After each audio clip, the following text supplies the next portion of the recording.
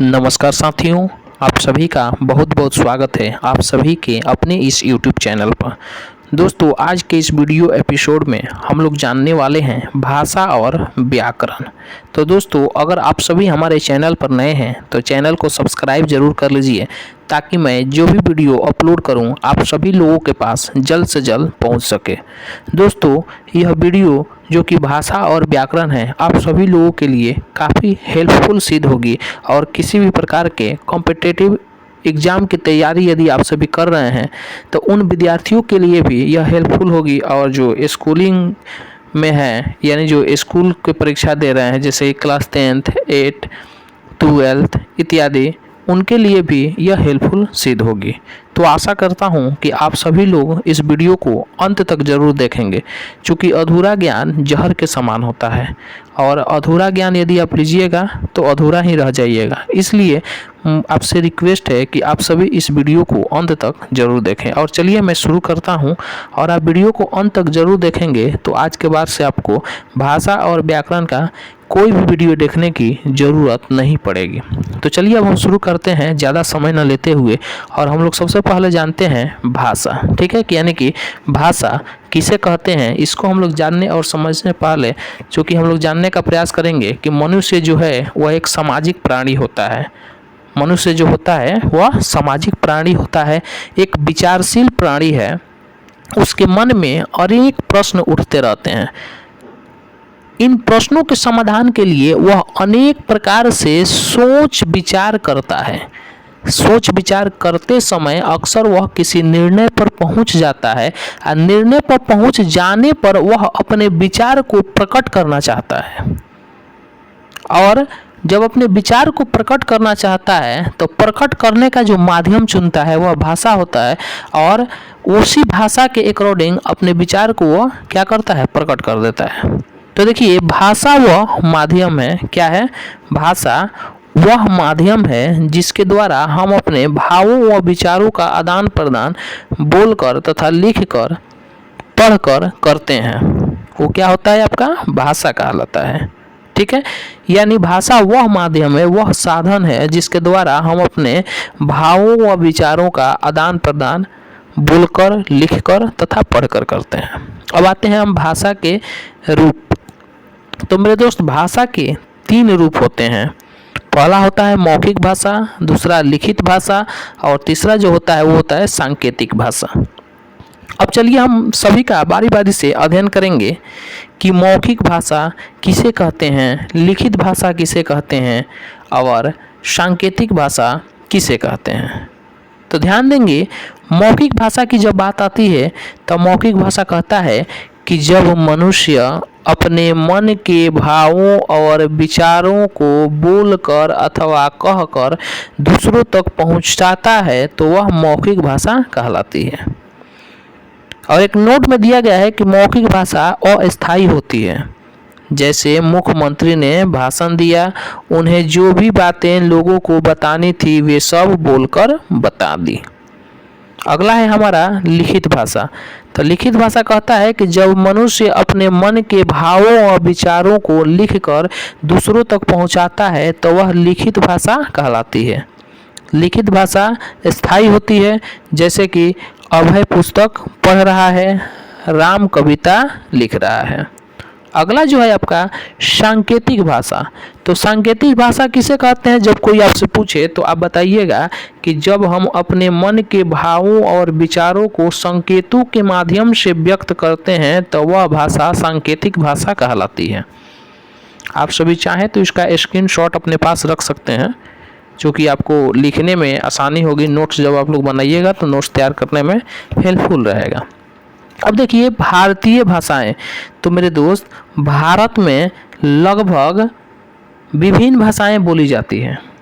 ठीक है, यानी बहुत सारे प्रकार की भारत में भाषाएं बोली जाती है, और वो भाषाओं में से ही 22 भाषाओं को संविधान में मान्यता प्राप्त है। तो आप सभी देख सकते हैं यहाँ पर कि भारत में अनेक भाषाएं बोली जाती हैं। सही बात है। और इन भाषाओं में 22 भाषाओं को संविधान में मान्यता प्राप्त है। ये भाषाएं जो है निम्नलिखित है, यानी नीचे दिया गया है। तो कौन कौन सी वो भाषाएं हैं उसको हम लोग जानने का प्रयास करते हैं। तो देखिए, हिंदी, संस्कृत, उर्दू, पंजाबी, उड़ीसा, गुजराती, कन्नड़, तमिल, मलयालम, मणिपुरी, कोंकणी, सिंधी, नेपाली, असमिया, कश्मीरी, मैथिली, संथली और बोडो। ये 22 भाषाओं को संविधान में मान्यता प्राप्त है। अगला जो है आपका बोली। बोली किसे कहते हैं, आइए हम लोग जानने और समझने का प्रयास करते हैं। देखिए, कह रहा है कि भाषा एक विस्तृत क्षेत्र में बोली जाती है। बोली का एक अपना सीमित क्षेत्र होता है, ठीक है, यानी कम क्षेत्र होता है। बोली का अपना कोई लिखित रूप नहीं होता है, इसका कोई भी लिखित साहित्य भी नहीं होता। भारतवर्ष में लगभग 1652 बोलियां बोली जाती हैं। अगर आपसे प्रश्न किया जाए कि भारतवर्ष में कितनी बोलियां बोली जाती है, तो आपका उत्तर आना चाहिए 1652। कितना? 1652। ठीक है। अब आइए मातृभाषा की तरफ आते हैं कि मातृभाषा किसे कहते हैं। तो ध्यान देंगे, मातृभाषा कह रहा है कि जब कोई बच्चा परिवार में जन्म लेता है तो वह अपने माता पिता और परिवार के दूसरे सदस्यों को आपस में जिस भाषा में बातें करते हुए सुनता है, स्वयं भी उसी भाषा का प्रयोग करने लगता है। इसी को मातृभाषा कहते हैं। आया समझ में मातृभाषा किसे कहते हैं? अब हम लोग यहाँ पर प्रयास करेंगे कि दिया गया है कि राष्ट्रभाषा, क्या दिया गया है? राष्ट्रभाषा। तो जब कोई भाषा विकसित होते होते इस अवस्था को प्राप्त कर जाती है कि पूरा राष्ट्र दैनिक जीवन में उसका प्रयोग करने लगता है, क्या करने लगता है? उसका प्रयोग करने लगता है, तो वह भाषा आपका क्या होता है?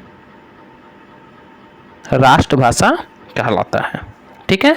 यानी जब कोई भाषा विकसित होते होते इस अवस्था को प्राप्त कर जाती है कि पूरा राष्ट्र दैनिक जीवन में उसका प्रयोग करने लगता है, तो ऐसी भाषा को राष्ट्रभाषा कहते हैं। उसके बाद से है आपका राजभाषा। ठीक है।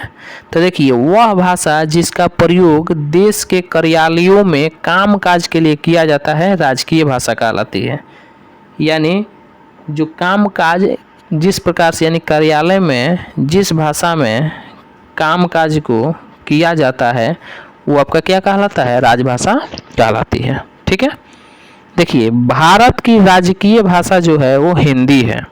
संविधान में हिंदी को राजकीय भाषा के रूप में 14 सितंबर 1949 को स्वीकारा गया। अक्सर लोग कहते हैं ना कि हमारा राष्ट्रभाषा हिंदी है, इसका कहीं जिक्र नहीं है कि आपका जो राष्ट्रभाषा है वो हिंदी है। हिंदी आपका राजकीय भाषा है। ठीक है। राष्ट्रभाषा नहीं है, राजकीय भाषा है। हमारी राष्ट्रभाषा कोई नहीं है, राजकीय भाषा हिंदी है, जो कि ये काम काज करने का तरीका है। यानी जिस माध्यम से हम लोग कार्यालय में काम काज को करते हैं वो हिंदी के माध्यम से ही करते हैं, और हमारा राजकीय जो भाषा है वो हिंदी है।